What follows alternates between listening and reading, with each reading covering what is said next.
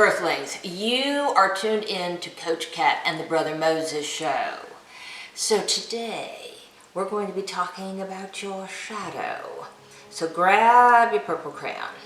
The reason I bring up the purple crayon is because it belongs to that fabulous little Mr. Harold who designed his entire world, and I love that. So we want to stay creative and flexible as I speak about the shadow, because the shadow is all about those things that you have hidden, that you have swept under the rug, that you've put in the closet, that you've avoided, that you've deemed unacceptable.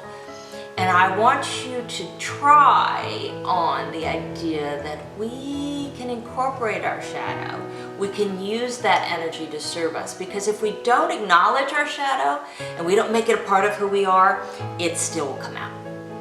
And it comes out in seriously ugly ways.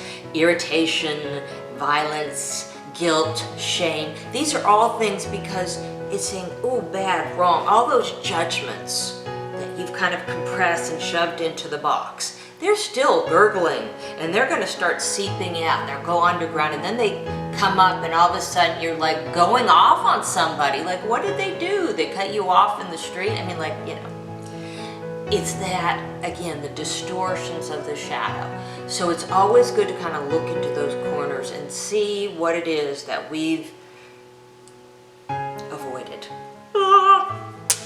So I want to read you a fabulous poem. It's called The Guest House by the Persian poet and philosopher Rumi, who is fabulous. And this really captures in a much more eloquent way what I was saying about your shadow and the need to embrace and integrate those aspects of self. The guest house. This being human is a guest house. Every morning a new arrival, a joy, a depression, a meanness. Some momentary awareness comes as an unexpected visitor. Welcome and entertain them all. Even if they are a crowd of sorrows who violently sweep your house empty of its furniture, still treat each guest honorably. He may be clearing you out for some new delight. The dark thought, the shame, the malice. Meet them at the door laughing and invite them in. Be grateful for whatever comes, because each has been sent as a guide from beyond. I love that. I will have that on the website. Please feel free to go take a peek, print it out, post it somewhere, because we don't need to be afraid of our shadows. We're going to do a little art project. I want you to think, you may need a piece of paper for this.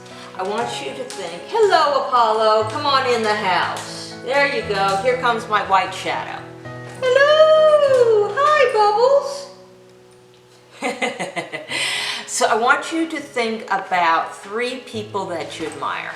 And you can write their names down, or you can write some reference to them. What I want to get are, what are the traits about those 3 people that you admire? Okay, so they're honest, or they're playful, or they're smart, whatever it is. So there's 3. Then I want you to write down 3 people that irritate you.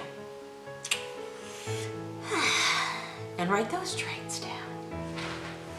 Then you're going to get a mask. Again, go to the website. I'll have these masks on there. I have this one,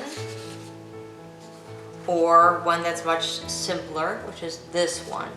And on the front, you're going to put those admirable traits. So this is what the world sees, right? Okay, calm sometimes. And I'm creative, and all these yummy, wonderful, positive attributes. But on the back are all those irritating qualities.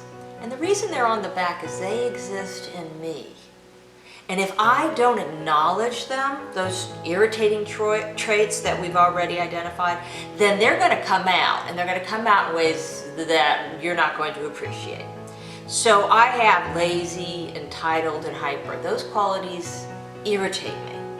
That doesn't mean I have to act on these qualities even though I know I possess them. As a matter of fact, I should bring more consciousness to them because I have the possibility of falling into this space, into this dark trench, this lazy, entitled hyper place. So this is your mask.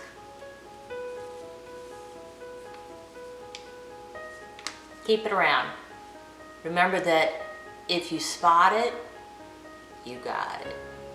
So those negative things are but a shadow, and they're right around the corner. Bring them close, acknowledge them as just what it is, integrate it, play with it, and you're gonna just be fine. Pick up a purple crayon every once in a while, draw, design, and take off.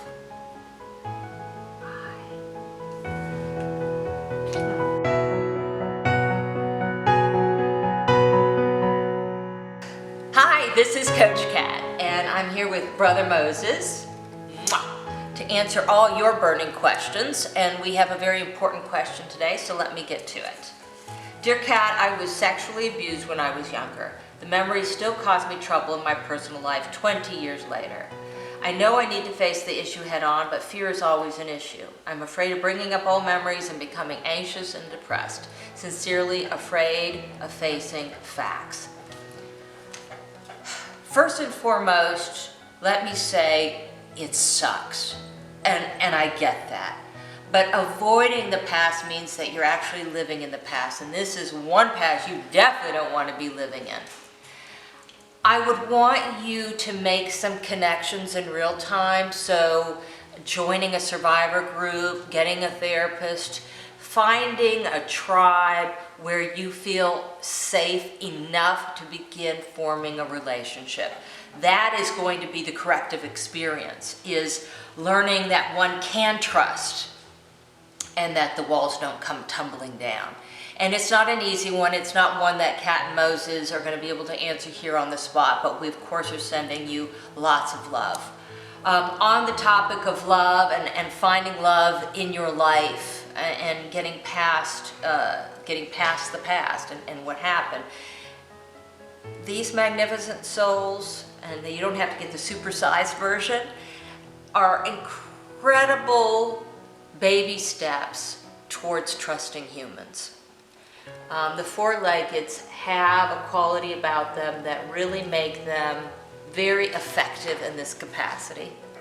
And I know that Moses has had that level of impact in my life.